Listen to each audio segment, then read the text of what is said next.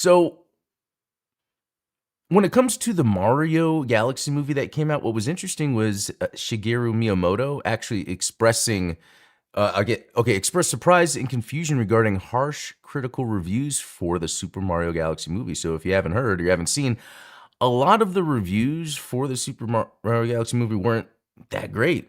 Saying that the movie's not well made, it's not that great, it's kind of boring, in my mind, I'm thinking, well, I mean, this is just a video game Mario movie, and I can understand it's being made for kids, all that. So, it was interesting to see Miyamoto actually respond to the criticism as if acknowledging it and responding. But I myself was like, well, let me see it, and I'm interested to see what I think myself. Well, I finally saw it. My youngest had a birthday. We got some of his friends. We went out to go see it, and I think we all agreed as a family that it was weak. Everyone, my wife, my kids, their friends, everyone was pretty much agreed that there was really nothing going on here. There's no takeaway. When the movie's done, I'm not sitting there kind of thinking about maybe some of the decisions the characters had to make, certain moments. Like, what was your favorite moment? Well, Star Fox was cool. And I thought Yoshi showing up was cool, but it really has nothing going for it. And it reminds me of the latest, that Transformers 1 movie that came out, which again, it's like a kid's movie, sure, I'll go watch it. And it had an excellent story that, what's the word? It transcended, is what I'm trying to say.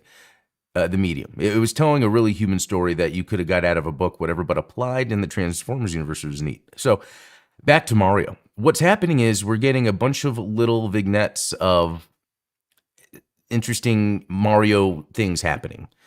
You could even call them Easter eggs. But what this movie does instead is, from the start, it is constantly throwing these member berries at you, these Easter eggs at you. And then what happens is it kind of loses its fun because of that. Like, then there's no surprises anymore. A lot of times then the jokes that are happening are just your standard joke that you might find out of a Pixar movie or another like family comedy movie. So a few issues so far that I'm seeing with this movie is there's not any like interesting story or journey that characters are going on that someone like a child could reflect on and maybe think about. There's not any cohesive flow to it. It's just a bunch of different shorts that are just showing you different aspects of the different Mario games with no real cohesion into how they connect with each other. A princess gets kidnapped, and at the end, the characters save the princess. And then there's that other complaint about it, and the way it does it is so kiddie. It's so safe. There's nothing interesting happening, nothing. And then I can understand the defense of that being, well, this is made for kids. And I don't like that defense necessarily. I can understand if it's like a Paw Patrol. But when Mario first came out, if we're not counting Donkey Kong, which is a challenging game in itself, or Super, what was it called? Just Mario Brothers, the one where you're going back and forth in the Donkey Kong style. Not really, because there's no ladders, but you know what I mean, where you're jumping around and going to the side of the screen and come out the next. And then to Super Mario Brothers, that really put the IP on the map. These are challenging experiences. They're experiences that are asking you to use all your senses to complete them. When you're watching this Mario movie, it is not asking you to use all your senses to watch it. It's really just showing you, hey, here's what's in Mario, here's what's in Mario. And I think that degrades the IP. This is probably, other than Mario is Missing, which I'll bypass that just because it was trying to teach people something. Mario is Missing, if you guys remember SNES, I got the game thinking it was a Mario game, and it wasn't. But anyway, there is nothing that this is, it's like it makes Mario look bad, the IP. Like, it makes it look like there's no depth to it. Not that there necessarily was or has, and I think there kind of was, just because when you're playing a Nintendo game, when you're playing a Mario game, there's so much more going on than controlling a character. There is a relationship between the environment you're in and the mechanics that are required to complete, what you want to complete in the game. And so there's a lot going on. But when you're watching this movie, even compared to the first one, this movie's not doing anything to even lightly challenge your mind in any way. It is completely forgettable. There's no story hook. You don't feel anything for the characters because nothing's going on. They're just going here to there.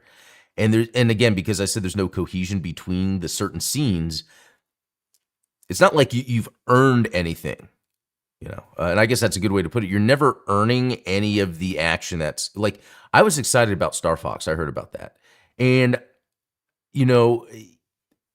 he shows up and it's pretty cool and it's okay. I think it's almost a good thing that they announced he was there first. I remember people were complaining, but I'm like, I don't know. If you didn't know Star Fox was going to show up and then he did, and then it was just that, I think that would further. I think by revealing what they did before the movie came out was a way to get people kind of, I don't know, prepared. So I got to say, I am super disappointed. Nintendo and even Miyamoto, in a way, from him defending this, thinks they did something good with the Mario IP by making this movie. And no, I feel like, it might not really have any impact. I'm just, a 40-year-old dude that grew up with Mario. So it could be that it doesn't matter. This movie is, it's already almost at $1 billion, I think. And Mario sells well, that's fine. But I think this was an opportunity where Nintendo could have, it doesn't need to be a prestige film, but, Pixar.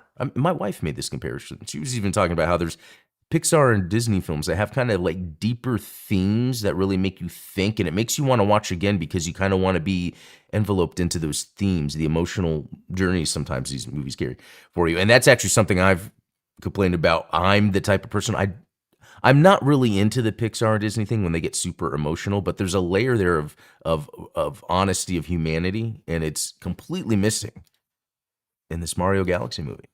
So that is my quick review of the Mario Galaxy movie, and I think it is worse than any Sonic movie. And the thing about it is, it's not that this is badly made. It's more of, this is it. This is what you do with the Mario movie sequel. This is it. That's disappointing.